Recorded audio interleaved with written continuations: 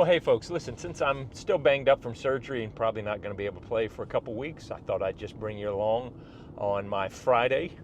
This is kind of my Friday routine. Normally I'm getting up to go play some disc golf somewhere, hopefully film something or just go have some fun. And then I go from there to the disc golf store. And then after that I go play Ultimate. So today I'm just going to take a ride out to the disc golf store and bring you along. Yeah, we're just having a Friday.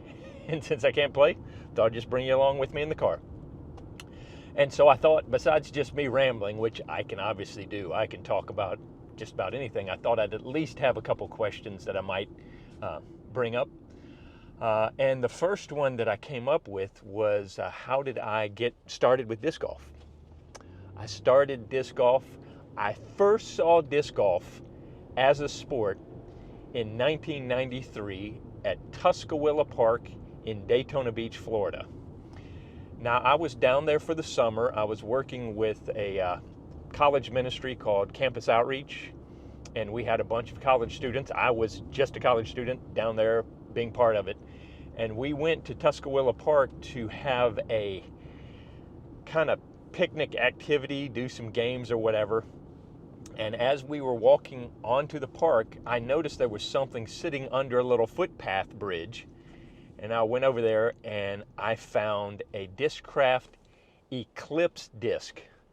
And it was pretty beat up, but it was in base plastic Eclipse disc. And I was like, wow, that's cool. I wonder what that's for. And then I saw that there was a basket nearby. And I'm like, I wonder if this is what this is for.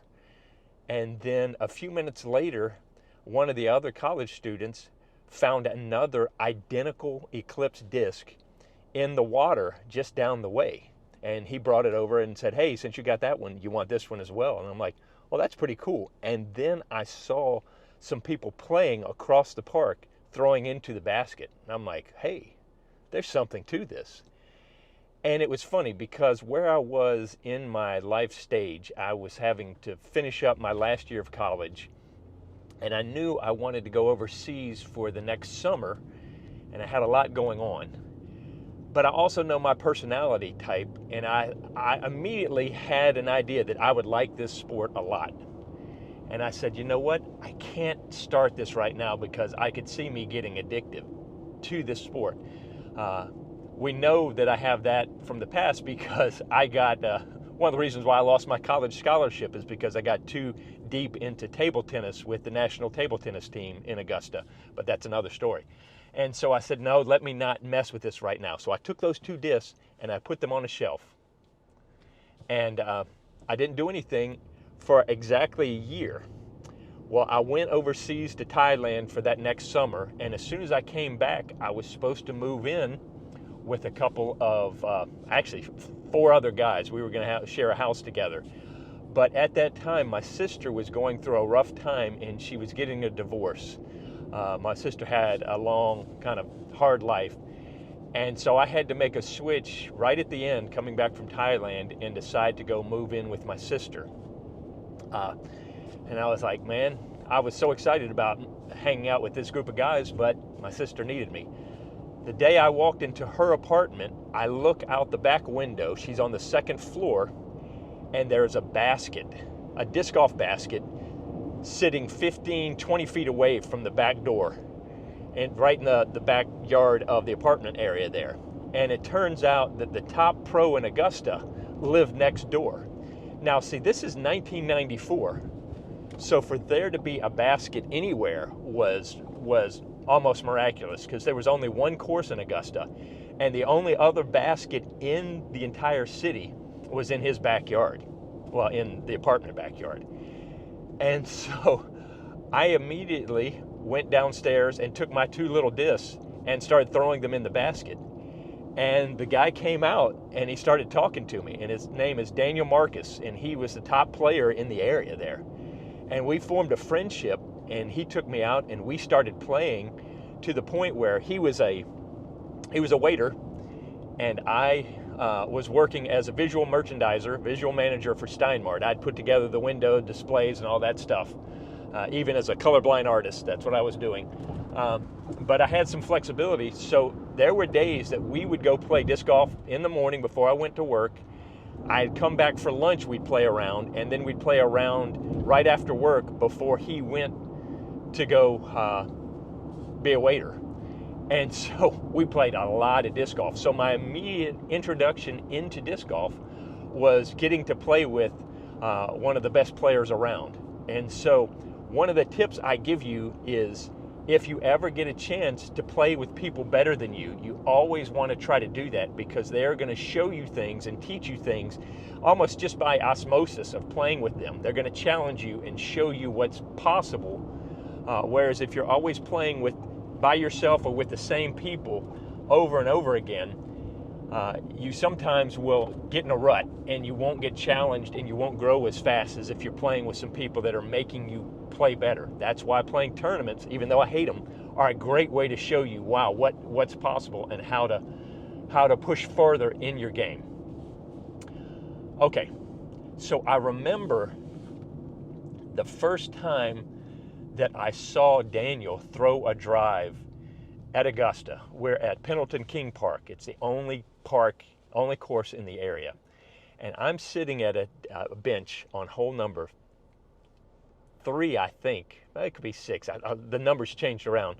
But it was kind of the starting hole for us, the way it worked. You know, we rarely played 1 through 18 straight because it was easier to park near another basket and start from there. And I remember seeing him throw a disc that went past the basket, out across the road beyond the basket. And I said to myself, I will never be able to throw that far. And it was just I was awestruck with how far he could throw the disc. And what was neat was, I remember the day that I hit the road with a disc of mine, and I went, oh, okay. So anyway, that was just a neat time. But Daniel and his brother John were kind of the pillars, some of the pillars of the Augusta disc golf area. Now, there were other people like Chuck Niebler, Brian Graham. There was a whole bunch of people, guys. I really appreciate all you guys. But there was a small group of us that would play. But Daniel and John were kind of like, they kind of took me under their wings. As a matter of fact, 3 weeks after I started playing, it might have been 5 weeks.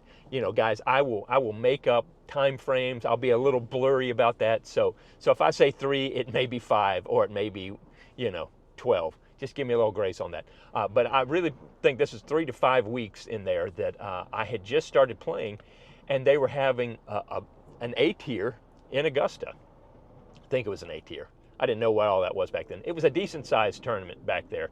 And John, Marcus, Daniel's brother, said, hey, you should play in it. And so I didn't know anything about it. I knew nothing about tournaments or anything like that. So I said, sure, I'll try it. And so I show up. All I've got is my 2 Eclipse drivers and nothing else. And as I get there, John Marcus walks up to me and says, Pete, you got to at least have a mid-range. And he gave me my very first rock the day of the tournament. So I had 2 drivers and a rock in a Kroger bag, and that was my disc golf bag for my first tournament. Now, what was great is I ended up placing 5th in the lowest tier, the AMs. They didn't have all the divisions back then, but I came in 5th, and I was like, hey. And guys were like, man, that's pretty good. So right away, I kind of got this great group of guys that were encouraging my game.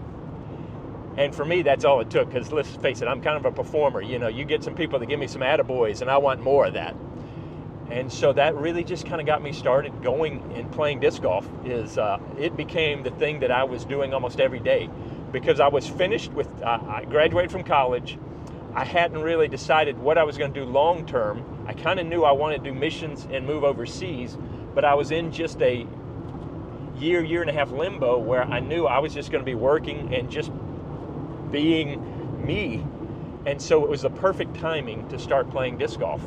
And so I started playing it, and it became my obsession. It really became the thing that I just wanted to do all the time. It got to where it was one of the bigger focuses of my life. As a matter of fact, I had met my future wife in Thailand over the summer. She was in Birmingham here. She went to Samford, and I was in Augusta, and the two groups came together and met in Thailand. Well, so we ended up going on a date, meeting up in Atlanta, because that was kind of the halfway point between Augusta and Birmingham. And we went to Piedmont Park, and I brought some discs. You see, Shannon was a high school fast pitch softball pitcher, so she had a pretty good arm. And so I said, hey, why don't we go out? We met up with some folks. It was kind of a group setting. I said, let's go out and let's throw a few discs out in the park. And she could rip it. And I was like, oh yeah, this is awesome. And she's like, yeah, this is great. This is fun. She lied. I may have talked about this before, but she pretended like she liked disc golf, and she threw it pretty well. But that was the last day she ever threw a disc. She does not care to play disc golf whatsoever. Now, she's fine with me playing disc golf, but she pretty much just made up the fact that she liked disc golf because she wanted to hook this hunk of man right here. My kids still laugh about that, about how mercenary my wife was in trying to hook me by claiming that she liked disc golf. Little did she know how much that would bite her in the butt later, as I'm still buying discs to this day. But so, yeah, disc golf since 1994 has been a very important game in my life. And it all started with me just finding two discs at Tuscaloosa Park in Daytona Beach. So, way more than you want to know, but hey, listen, I'm driving. I still got another 10 minutes before we get to the store, so just bring you along with me.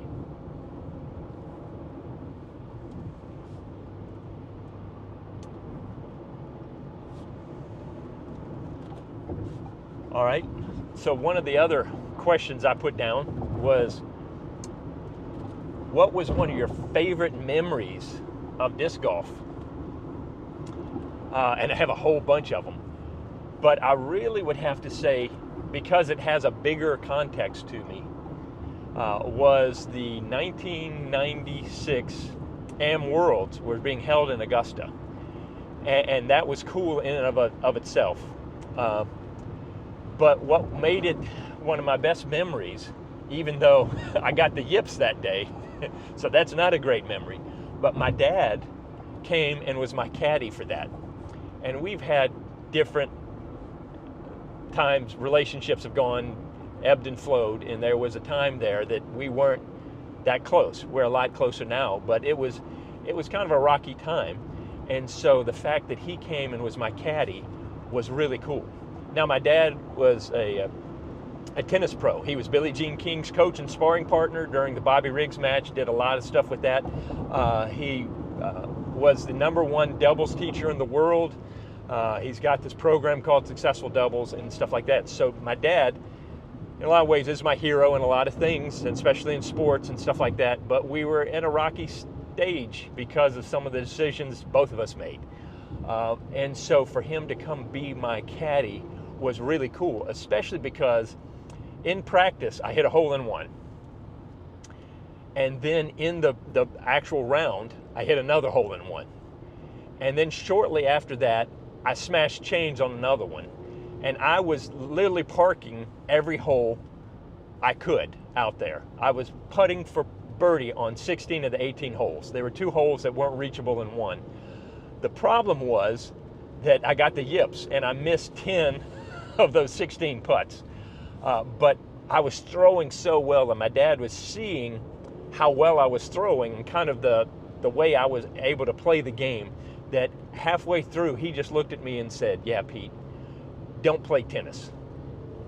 And that statement right there was really cool, that he was like, yes, this is your thing, and I want to speak confidence into your life in this. This is your sport right here, and I'm excited about seeing you play it.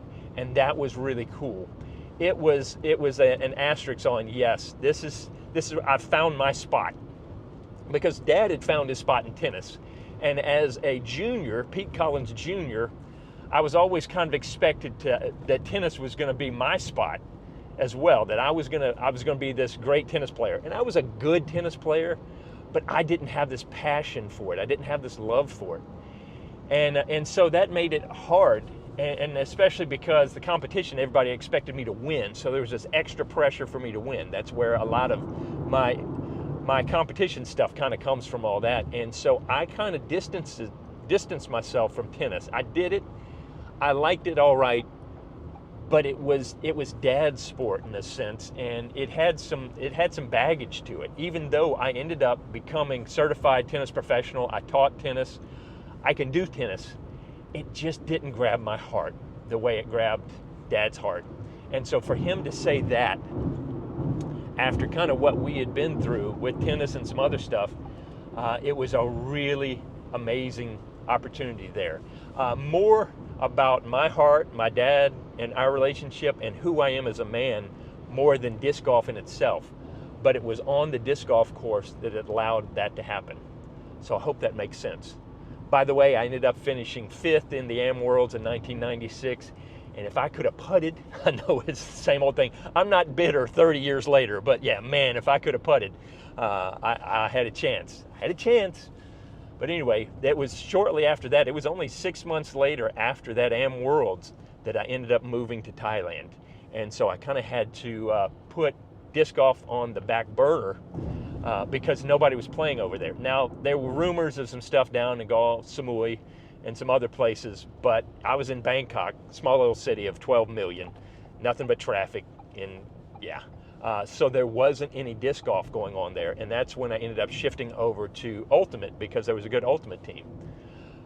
But that filters into another question, or kind of a thing. So while I was in Thailand, I went to language school up in a place called Lopburi, Thailand. If you ever watch National Geographic about Thailand where they have the monkey temples, that's where I was doing language school, where all these monkeys roamed around these temples and would steal your food, your hat, and all this stuff. But there was no disc golf. So I would go throw in the soccer field when nobody was there, and I made my own disc golf basket out of a bicycle tire. And they had these big rubber, kind of like Rubbermaid wash bins that were about this big around that I used as a basket, and I created my own basket with chains, and I developed it, and I had to put it in my back alley behind the house that we were renting.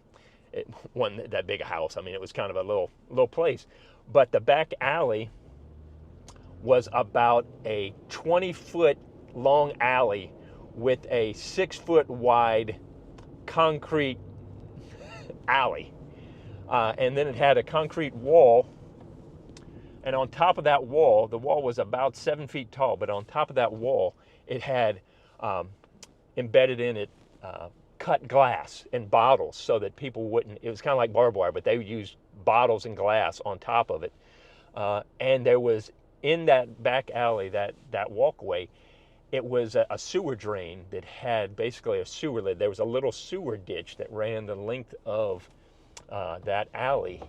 And so I had this basket that I had to try to make sure to keep it in the basket, or it could fall in the little sewer ditch. Or if I ricocheted off, it hit the wall, tear up my disc. Or if it kicked off the top of it and hit the top of the wall, glass would just slice up my disc. So it wasn't a great place to practice putting. But I did it for a while, and I ended up, when we moved back to Bangkok from Lopburi, I ended up being able to find a park across town. Now, if I drove my truck across town, it would take an hour and a half to get there. But if I rode my mountain bike, I could get there in 20 minutes. That's how bad the traffic was. The only problem with riding my mountain bike there was the pollution was so bad that it was not good for the lungs to be out there riding a mountain bike.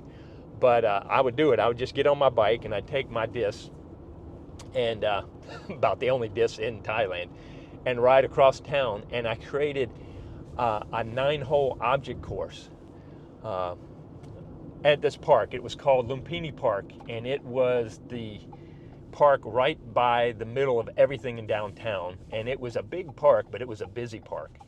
But I was able to set up a nice little object course there. I think I eventually stretched it out to 18 holes, but it was literally hit the lamp post, hit the light post.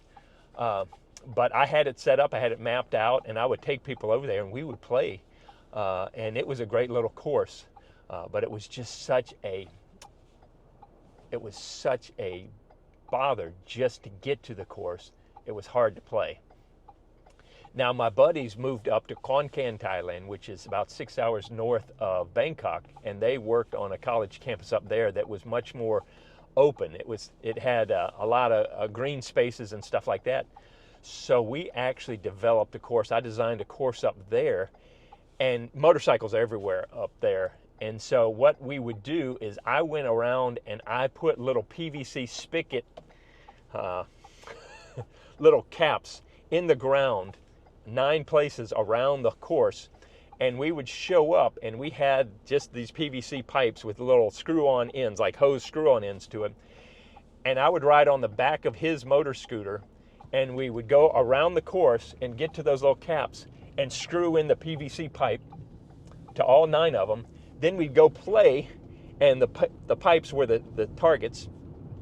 And then after we got through, we'd go around and we'd pick up all the pipes and take them back with us. So we in essence set up a temporary course that we'd have to set up every time we'd play, but that way we were sure that nobody would mess with those pipes, and we would have a course to play. So that was a little more legit 9-hole course in Bangkok, Thailand, and that was around 1999 that I had that there.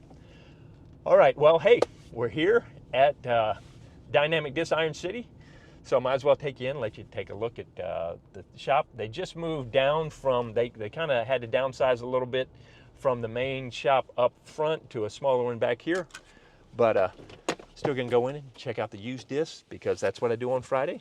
Might as well bring you along.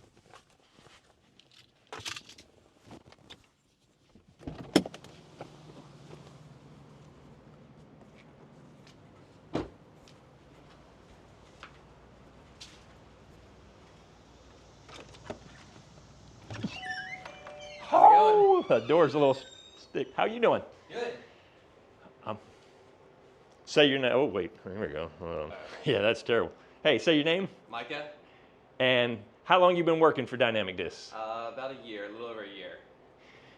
Yes.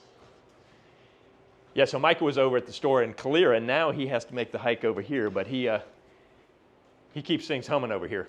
And I'm just, since I can't play because yeah, I'm so good with this thing. There we go. Did I show you my... Oh. Yeah, so I had to have surgery, so I can't play for a couple weeks. So I'm kind of just talking to the camera, and this is my big outing for today. Okay. So here we go, guys. This is my rack of joy. The problem is I pick through it so much that anything new come in, it looks about the same from, I was actually in here Tuesday. Ooh, a little mystere. There's like a few new disc wrap discs, I think. Yeah, so anyway, I come through here on Friday, and I pretty much just move through here because I'm too cheap to actually buy the new stuff over here. Because listen, let's face it, my budget gets clobbered as it is with these stupid $8 and $9 discs. If I started doing the real stuff, my wife would probably kick me out of the house. So anyway, I come over here, I do this, and then I usually run out of here and haul butt over to play Ultimate, but that's not happening today. So this is kind of where things end for today. Thanks for coming along with me, and I hope to see you out on the course.